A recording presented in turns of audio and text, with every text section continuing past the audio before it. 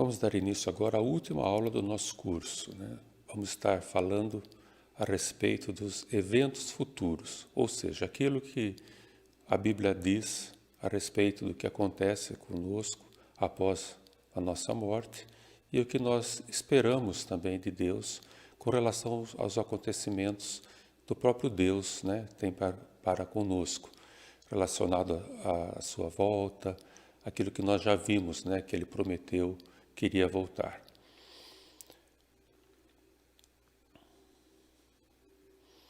Nós vimos, né, no nosso curso, a promessa da volta de Jesus lá em Mateus.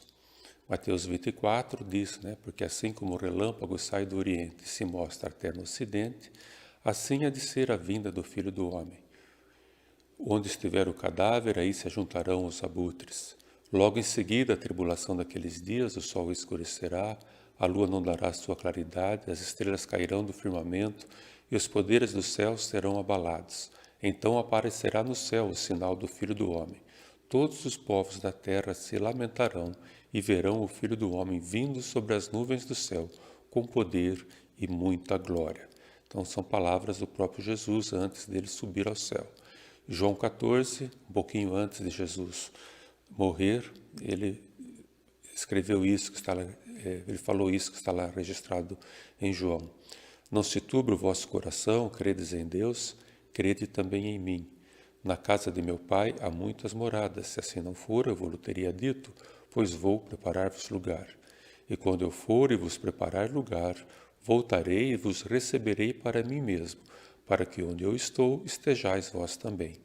E vós sabeis o caminho para onde eu vou. Disse-lhe Tomé, Senhor, nós sabemos para onde vais, como saber o caminho? Respondeu-lhe Jesus, eu sou o caminho, a verdade e a vida. Ninguém vem ao Pai, senão por mim. Então aí também Jesus dizendo, né, que há algo para nós sendo preparado também. Nós vamos ver agora, no começo, então, alguns tópicos da Confissão de Fé de Westminster e depois nós vamos fazer um resumo de tudo isso. E nós não vamos entrar em muitos detalhes, porque isso é assunto para um ano inteiro de curso. Então, só uma base mesmo para a gente ter uma noção do que nós estamos falando quando falamos em eventos futuros. Aqui é o capítulo 32, sobre o estado do homem depois da morte. O corpo dos homens depois da morte volta ao pó e vê a corrupção, mas a alma deles, que nem morre nem dorme, por ter uma substância imortal, volta imediatamente para Deus que a deu. A alma dos justos, sendo então aperfeiçoada em santidade, é recebida no mais alto dos céus, onde contempla a face de Deus em luz e glória, esperando a plena redenção do corpo deles. E a alma dos ímpios é lançada no inferno, onde permanecerá em tormentos e em trevas espessas, reservada para o juízo do grande dia. Além desses dois lugares destinados às almas separadas de seus respectivos corpos, as Escrituras não reconhecem nenhum outro lugar. Aqui está dizendo basicamente que o homem é imortal, que depois que ele dorme, que ele morre, a alma dele não morre e nem dorme, então ela vai para um outro estado, um outro estágio, e os salvos estão perante Deus e os perdidos, né, afastados de Deus. E também diz, né, que haverá uma ressurreição, né, vamos ver mais detalhe à frente, mas que não existe nenhum outro lugar além do céu e o inferno, além de presença de Deus e afastado de Deus. Então, isso aqui foi escrito especialmente para combater a questão do purgatório. Então, não existe purgatório na Bíblia. Então, isso está bem claro aqui. A outra questão, no último dia, os que estiverem vivos não morrerão, mas serão mudados. Todos os mortos serão ressuscitados com seu próprio corpo e não outro, embora com qualidades diferentes, e se unirá novamente a sua alma para sempre. O corpo dos injustos será, pelo poder de Cristo, ressuscitado para a desonra. O corpo dos justos será, pelo seu Espírito, ressuscitado para a honra e para serem semelhante ao próprio corpo em Cristo. Então aí está bem claro, né, que haverá ressurreição dos corpos. Todos os que viveram, todos os homens, eles vão se unir novamente ao seu corpo para se tornar um ser humano completo novamente. E claro que haverá diferença entre o salvo e o perdido. O salvo vai estar na presença de Deus, com o corpo transformado e glorificado, e os perdidos vão manter seu corpo em desonra e afastados de Deus para sempre. Mais uma questão. Deus já determinou um dia no qual, com justiça, há de julgar o mundo por meio de Jesus Cristo, a quem pelo Pai foram dados o poder e o juízo. Nesse dia não somente serão julgados os anjos apóstatas, mas também todas as pessoas que tiverem vivido sobre a terra comparecerão ante o tribunal de Cristo, a fim de darem conta dos seus pensamentos, palavras e feitos e receberem o galardão segundo o que tiverem feito, o bem ou o mal, por meio do corpo. Esse trecho está falando sobre o julgamento pelas obras, né? Todas as pessoas serão julgadas pelo aquilo que fizeram. É claro que salvação não está muitas vezes, né, não está em foco nisso. As obras vão apenas servir para a condenação, porque a salvação é pela graça de Deus através da obra de Cristo, né? Mas todos serão julgados, nossas obras serão apreciadas diante de Deus. É claro que aquele que não tem a Cristo está condenado por isso, mas aquele que tem a Cristo, ele tem a justificativa perante Deus de que todo o seu pecado, toda a consequência dos seus pecados foram pagos por Cristo. Então é isso que vai livrá-lo, né? Embora ele vai reconhecer o seu pecado perante Deus, mas esses pecados foram pagos por Cristo. Mas todos serão julgados por suas obras. O fim que Deus tem em vista, determinando esse dia, é manifestar a sua glória, a glória de sua misericórdia na salvação dos eleitos e a glória da sua justiça na condenação dos réprobos, que são perversos e desobedientes. Os justos irão, então, para a vida eterna e receberão aquela plenitude de gozo e alegria procedentes da presença do Senhor. Mas os ímpios que não conhecem a Deus, nem obedecem ao Evangelho de Jesus Cristo, serão lançados nos eternos tormentos e punidos com a destruição eterna, proveniente da presença do Senhor e da glória do seu poder. Então, aqui está falando a respeito do juízo que vai haver, um juízo final, onde vai ser então determinado todos os caminhos de todo mundo, e que isso é para a glória de Deus, né? Então, a glória está na justiça de Deus e na misericórdia de Deus dos que foram salvos. Mais um só. Assim como Cristo, para afastar os homens do pecado e para a maior consolação dos justos nas suas adversidades, quer que estejamos firmemente convencidos de que haverá um dia de juízo, assim também quer que esse dia não seja conhecido dos homens, a fim de que eles se despojem de toda confiança carnal, sejam sempre vigilantes, não sabendo a que hora virá o Senhor, e estejam prontos a dizer: vem logo, Senhor Jesus, ou Maranata, Senhor Jesus. A palavra Maranata significa isso, vem logo. O que está dizendo aqui é que nós não sabemos quando vai ser esse dia. Então, a Bíblia é bem clara com isso. Nós não temos como determinar. Tudo que falam sobre isso é especulação e está fora da vontade de Deus. Deus não quer que a gente fique especulando quando será esse dia. Ele quer que apenas nós creiamos que Ele virá e que haverá esse dia. Então, o resumo, né, dos eventos futuros. Primeiro, todos têm o destino selado na morte física. Então, não há nenhuma opção de mudar a sua condição depois da sua morte.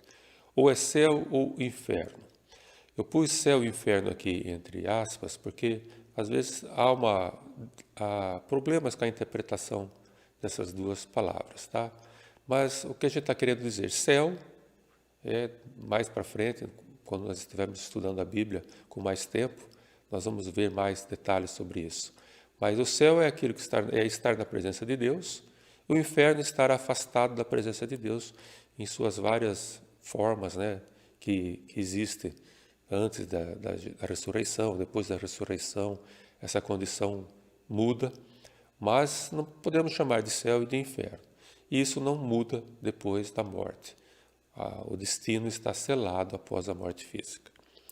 Outro tópico é que todos têm uma alma imortal. Então, após a morte, os salvos vão ter sua alma aperfeiçoada e vão para a glória na presença de Deus, com Deus.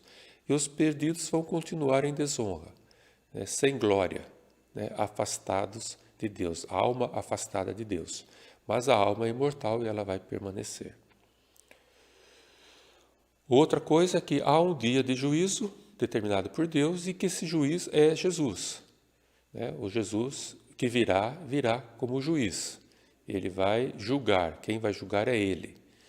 Ele veio a primeira vez como o Salvador, com mansidão, como um cordeiro, mas agora ele virá como um leão, né? Como um juiz com poder para julgar a todos. Então esse é outro ponto que nós temos que ter sempre em mente. Há um dia de juízo e o juiz é Jesus Cristo. Todos estarão com seus corpos ressuscitados para este juízo. É outra coisa muito clara na Bíblia. Nós seremos ressuscitados. Os salvos para a glória, os perdidos para a perdição, né? Para a desonra. Mas todos terão seus corpos ressuscitados para este juízo. Todos serão julgados por suas obras e ninguém será salvo pelas obras. A salvação virá então para aqueles que têm seu livro escrito, né, no livro da vida. O seu nome foi registrado lá. A escritura sua de que você é salvo por Cristo, é seu nome escrito no livro da vida. Então esses vão ser salvos, não pelas suas obras, pela graça de Deus. Pelas obras ninguém será salvo, isso é muito claro na Bíblia. E por último, ninguém sabe quando isso acontecerá. Então isso é outro ponto importante, né? Não há nenhuma previsão na Bíblia de quando isso acontecerá com clareza. Ninguém sabe. E isso quer dizer que pode ser a qualquer momento. O que é importante, né, de tudo isso? Embora eu tenha falado para vocês que algumas coisas que nós ensinamos aqui não é questão de salvação, não vai influenciar na sua salvação. Então há divergências, né, quanto a isso, em algumas coisas, em respeito aos eventos futuros, né, à escatologia. Na escatologia bíblica reformada, todos esses pontos que estão listados aí precisam estar dentro de qualquer esquema escatológico que exista. Para ser considerado bíblico, todos esses tópicos precisam estar contemplados nesse sistema escatológico. Estou dizendo isso porque nós vamos falar dos dois principais interpretações escatológicas que existem, né, que na maioria, que são adotados pela maioria da igreja reformada, né, mas que se não tiver contido esses tópicos, então é uma interpretação errada. Agora, se conter esses tópicos, então é uma interpretação possível e é adotada pela igreja. Há divergência quanto a isso não é uma questão de salvação, mas há divergência e vocês precisam saber que existe essa diferença, mas lembrando sempre que esses itens estão todos contidos nesses modelos escatológicos. Quais são eles, né? Os principais. As posições escatológicas, ou seja, as coisas do fim. Quais são as principais? Existe o que é conhecido como amilenismo e pré-milenismo, as duas principais correntes. Eu vou falar aqui só das duas principais e das interpretações mais comuns dessas duas. O que significa amilenismo? Né? Está relacionado a uma palavra de milênio, né, que se fala na Bíblia, de um período de 1000 anos, que se fala lá na Bíblia. Então, o amilenismo, ele crê que esse período de 1000 anos é um período em que Deus estará reinando sobre a criação, desde que ele veio, né, ao mundo, Então, ele está então reinando sobre a sua criação. Então, o amilenista, embora ele creia no milênio, ele crê no milênio que não é literal, né? Mas, assim, 1000 anos, exatamente 1000 anos, é um período grande de tempo onde Deus vai estar reinando. Então, o reino de Cristo é apenas, entre aspas, porque já é muita coisa, né? O reino de Cristo ser espiritual, mas o amilenista crê que o reino de Cristo é apenas espiritual sobre o seu povo. Então, Deus está reinando sobre o seu povo agora e desde sempre ele fez isso. O sistema pré-milenista, né, ele diz que esses dois tópicos, né, são bem parecidos, que Deus reina sobre a criação, né, desde sempre, especialmente depois da obra de Cristo, mas que Cristo reina espiritualmente sobre o seu corpo desde a sua vinda, mas que haverá um período de 1000 anos em que Cristo reinará fisicamente sobre a terra como filho de Davi. Então, a grande diferença desses dois sistemas é que o período de tempo não é determinado e ele é simbólico, né? Não é que não existe o milênio, existe, mas é um período de tempo simbólico e não necessariamente 1000 anos. Já o pré-milenista crê no período de tempo real de 1000 anos, ou muito próximo de 1000 anos reais, onde Cristo estaria reinando. É claro, né, que, baseado nessas duas interpretações, os eventos escatológicos vão ter desdobramentos diferentes. Então, vou dar só um esboço disso para vocês terem noção. Primeiro, nunca esqueça, esses tópicos todos precisam estar presentes no modelo escatológico bíblico. Tem que estar. Se o seu milênio é literal ou não é, não importa. O que importa é que esses tópicos precisam estar contidos no modelo escatológico. Aquele quadrinho que a gente sempre fez, né? Nós estamos aqui agora, no finalzinho aqui, depois da vinda de Cristo, do Espírito Santo, a igreja e entre os gentios. Eu vou encolher um pouquinho esse tópico para sobrar mais espaço para a gente encaixar os eventos escatológicos, né, nesse quadro que a gente fez. Nós temos, né, a igreja entre os gentios. É o que nós estamos, no momento que nós estamos. A igreja está aqui, nós somos gentios, estamos aqui. A posição amilenista, ela diz que vai continuar mais ou menos assim.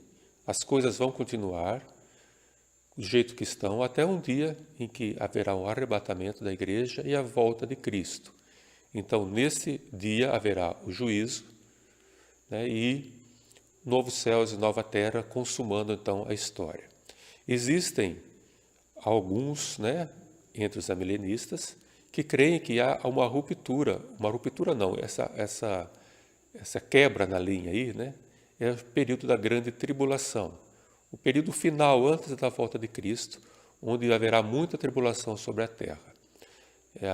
Não é muito consenso se entre os amilenistas se essa grande tribulação é um período mesmo definido, curto de tempo, ou se são todo esse período, né, que nós já estamos vivendo, né, desde as grandes guerras. Então, há alguma divergência sobre isso. Mas, de qualquer forma, creem nessa tribulação onde a igreja vai passar por ela até a volta de Cristo.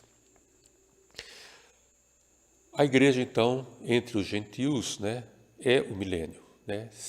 Ela significa o milênio. O milênio significa a igreja entre os gentios.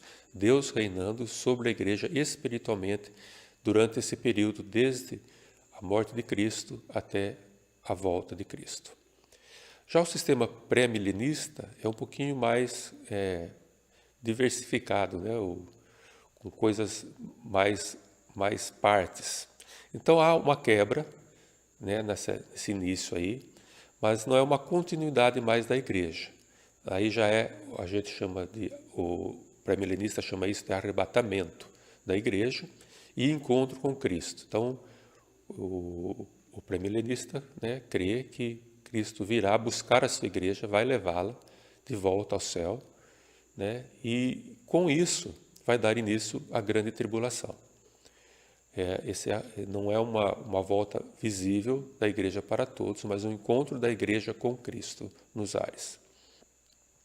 Depois, sim, dessa grande tribulação, vem a volta de Cristo, ele vem a esse mundo e daí vai começar o milênio com ele reinando pessoalmente na Terra. No amilenista, no sistema amilenista, né, no amilenismo, a igreja, então, é a última administração do pacto da graça.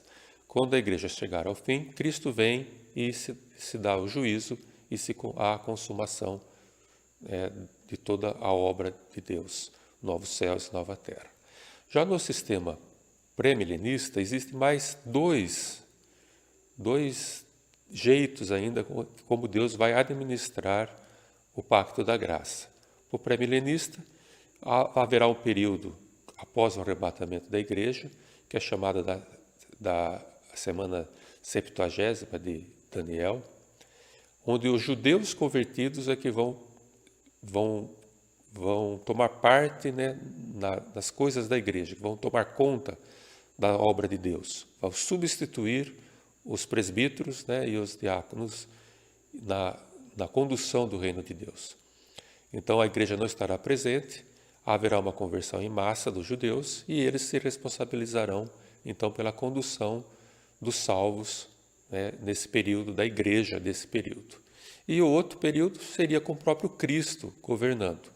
Então, no período do milênio, o próprio Jesus é que vai administrar o pacto da graça. Lembrando, né, que sempre é salvo pela graça. Nunca ninguém vai ser salvo por obra. E mesmo na grande tribulação, esses judeus se converterão pela graça de Deus, porque crerão na obra de Cristo. E no milênio haverá conversão também, porque as pessoas crerão que aquele que está lá reinando é o Cristo, né, o Salvador. Então reconhecerão a obra dele. Então toda a salvação é sempre pela graça. Então esses são os dois sistemas. Nós falaremos, com o tempo nosso de vida de igreja sobre essas coisas com muito mais detalhe, muito mais tempo para falar sobre isso. Mas é bom vocês saberem, né, que existem então essas duas posições, mas lembrando sempre, todos aqueles tópicos, eles são imprescindíveis, né, para a escatologia. Todos precisam crer naqueles itens que nós falamos anteriormente. Agora, voltando ao credo apostólico, no começo do nosso curso, né, nós vimos já tudo isso que está aí. Ficou faltando aquele finalzinho, né, para julgar os vivos e os mortos e a ressurreição do corpo. Então agora nós completamos. Então o credo apostólico é um bom resumo de toda a crença da igreja de Deus, né, verdadeira igreja, desde a época apostólica. Com isso, nós chegamos ao fim do nosso curso Alicerces da Fé Cristã. Só que na vida cristã vocês vão aprender que o fim não é o fim. O fim desse curso, né, é apenas o fim do início de muitas coisas que nós ainda temos que aprender sobre Deus para poder glorificá-lo melhor, conhecê-lo mais, conhecer mais quem nós somos, melhorar nossa comunhão com Deus. Então, nosso desafio que eu deixo para vocês é que agora que chegamos no fim dos alicerces da fé, vocês estejam dispostos a iniciar uma longa caminhada até a volta de Cristo, conhecendo cada vez mais a palavra de Deus. Que Deus abençoe a cada um nessa empreitada.